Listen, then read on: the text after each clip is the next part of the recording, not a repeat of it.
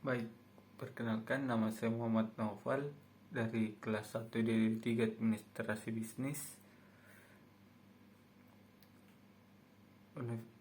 dari Politeknik Negeri Ujung Pandang. Baik, di sini saya akan menjawab beberapa soal yang telah diberikan oleh dosen dalam mata kuliah etika profesi.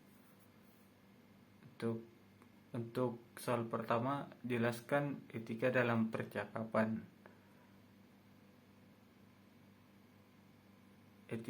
Menurut saya etika dalam percakapan yaitu sebaiknya kita harus fokus kepada lawan bicara, jaga sikap tubuh tetap sopan, jangan mendominasi percakapan, hindari kata-kata yang sulit yang mungkin tidak dimengerti lawan bicara saat berbicara dalam grup. Gunakan bahasa yang dimengerti semua orang. Adapun etika komunikasi, etika percakapan adalah gagasan moral yang mempengaruhi suatu percakapan. Secara umum, etika percakapan berkaitan dengan moral good present dalam segala bentuk percakapan manusia.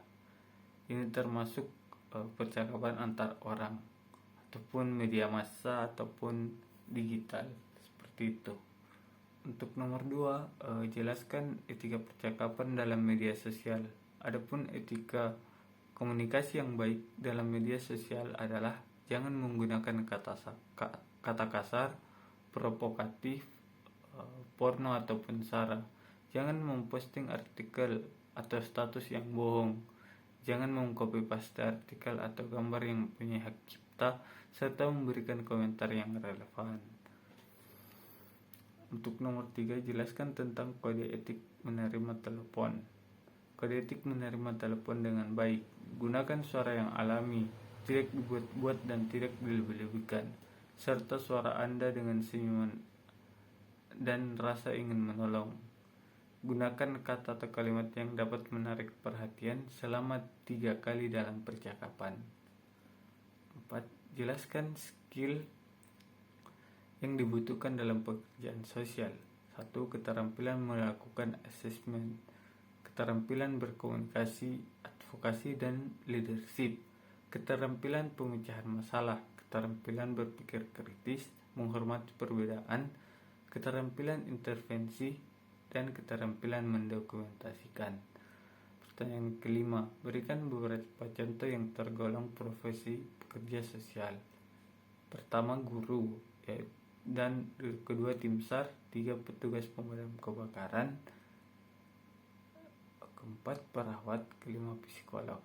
6. Jelaskan 2 model komunikasi kantor.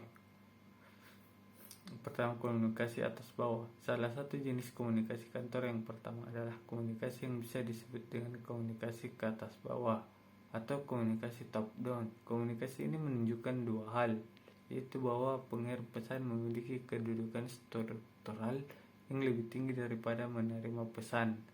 Dengan kata lain, komunikasi ini layaknya komunikasi antara bos dan pembantunya. Kedua, komunikasi bawah ke atas. Jenis komunikasi yang kedua dapat dianggap sebagai lawan dari komunikasi yang pertama. Komunikasi yang kedua seperti judulnya adalah komunikasi bawah ke atas. Mungkin Anda telah menduga bahwa maksud dari komunikasi ini adalah komunikasi yang berasal dari komunikator yang berkedudukan secara struktural lebih rendah daripada komunikan yang diajak bicara, dan memang itulah yang dimaksud dengan komunikasi atas bawah. Untuk pertanyaan ke-7, apa saja yang diperhatikan dalam jamuan makan? 1. Serbet makan hendaknya dibentang di atas lutut. Bila agak besar, hendaknya dilipat dan diletakkan di atas paha. Apabila agak kecil, boleh dibuka keseluruhannya. Serbet makan meskipun boleh dikenakan di sekeliling leher atau di depan dada, namun terlihat kurang sedap dipandang, makanya sebaiknya jangan dilakukan. Boleh menggunakan serbet makan untuk menyeka mulut ataupun jari tangan, namun jangan dipakai untuk menyeka peralatan makanan. 3. Dalam menggunakan pisau dan garpu, hendaknya tangan kanan memegang pisau, tangan kiri memegang garpu. Di pertengahan jalan, bila meletakkan pisau dengan garpu, hendaknya diletakkan di atas piring dengan membentuk huruf V terbalik. Jangan membuang ingus atau bersendawa di meja makan. Bila bersin atau batuk, hendaknya meminta maaf kepada orang di sekeliling. Di meja makan, jangan menggorek gigi. Bila ada yang mengganjal di sela gigi, terpaksa harus dikeluarkan. Hendaknya menutup mulut dengan serbet makanan. Sebaiknya menunggu tidak ada orang lain untuk dikeluarkan, baru dikeluarkan.